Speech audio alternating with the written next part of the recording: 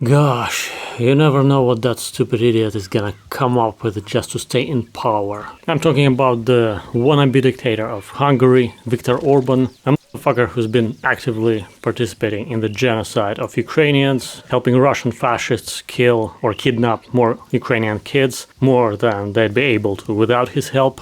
So that fascist motherfucker or his team came up with another ridiculous accusation against Ukraine. This time is the IT Army of Ukraine, one of many Ukrainian volunteer organizations that tries to deal damage to the Russian economy in cyberspace and which has really strict rules about not attacking any country other than Russia. You can even be banned in their chat if you suggest attacking other countries. They are pretty freaking strict about it, and by the way, they are busy with Russia actually. If you haven't noticed, Ukraine is in war with Russia, so targeting other country would mean not targeting Russia as hard as they could. It doesn't make any sense. But Orban's puppets in Hungary, who are always in search of some external enemy, who are always trying to find someone else to blame, they've made an article with absolutely crazy claims and zero evidence, saying that the IT army was attacking Hungary in some way, trying to steal some information, with the assistance of the opposition party, of course, and the proof they give is absolutely pathetic. The declassified document, which can be found on the website of the National Security Committee, appears authentic. However, it has not been independently verified. Yeah, right, who needs that shit? Verification, especially independent verification. What the fuck is that? Who needs that? It's not like politics is science, right, where we need some independent verification, stuff like that. Anyway, if you know at least something about the IT army of Ukraine, you can immediately understand how crazy those accusations sound and how dumb people gotta be in order to believe them. I know something about the IT army of Ukraine. I personally don't consider them to be some kind of hacker group like Anonymous, for example. For me, the IT army is really more like a cyber volunteer community. You can join it and participate in pretty much all their activities without having any IT knowledge at all. For example, you can participate in reporting pro-genocide content on YouTube, Facebook, X, etc. Help to fight against the Russian disinformation on the internet. Or if you feel more adventurous and want to feel like a real hacker, you can install a couple of programs on your PC and participate in their DDoS attacks on the Russian websites. DDoS is when you send more traffic to a website than it can handle. All you gotta do to participate is install a program on your PC and it'll automatically do everything for you.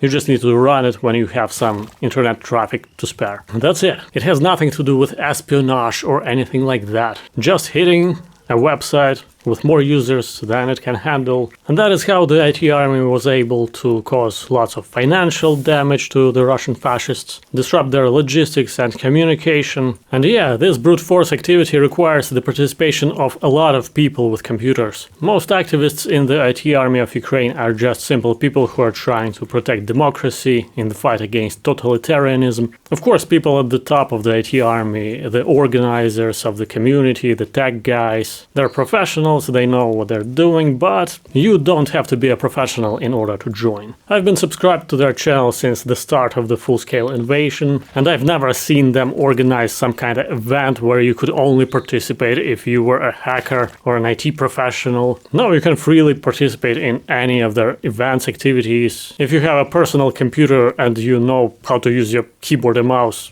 that's it. That's all you need. Although their documentation could be a bit better, I think, in my opinion. It might be more understandable to normal people, but they're probably working on it. And you can always ask them anything in their chats. They'll quickly respond, instruct you, tell you what to do. It's all pretty straightforward, nothing shady is going on as far as I can see. Just normal cyber activism, just people trying to do what they can in their free time to defend one democratic country that is being attacked by a fascistic totalitarian regime. Even the Russians sometimes join the IT army of Ukraine.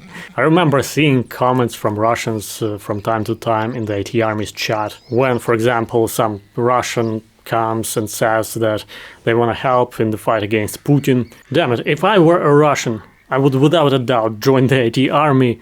because it costs nothing. You're not risking your life, right? A big respect to Russians who fight on the front lines for Ukraine, but Russians who don't want to risk their own lives, they can still do a lot. If you're a Russian and you join the AT army, it costs you nothing, and you deal more impact, you have more impact than most of your Russian opposition comrades. So it's a win-win. By the way, who knows, maybe because of this situation, more Hungarians will hear about the AT army and actually decide to join, who knows.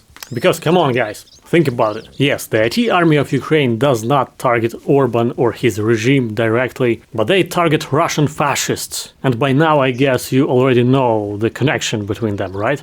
So if you're a Hungarian who's sick and tired of Orban, you can join the AT army and you'll be able to strike at the root of Orban's power, of his magic, evil magic, you know, of his curse.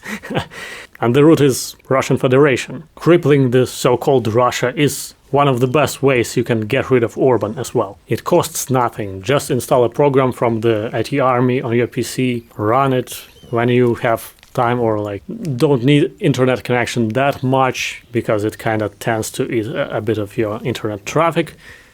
Of course, Orban and his Russian PR specialists and Russian hackers might come up with a plan to stage some hacker attack and blame it all on Ukraine, just like he can try to stage a fake assassination attempt on himself, and it might work in his favor. So we'll see if Hungarians can pass the critical thinking test or not. So far they haven't been successful when it comes to that, but we'll see. They still have a small chance to redeem themselves. Authoritarian regimes always move in the direction of becoming totalitarian, and totalitarian regimes will always try to destroy democracy on our planet. And there is always either a hot or a cold war between totalitarianism and democracy. So, which side are you on?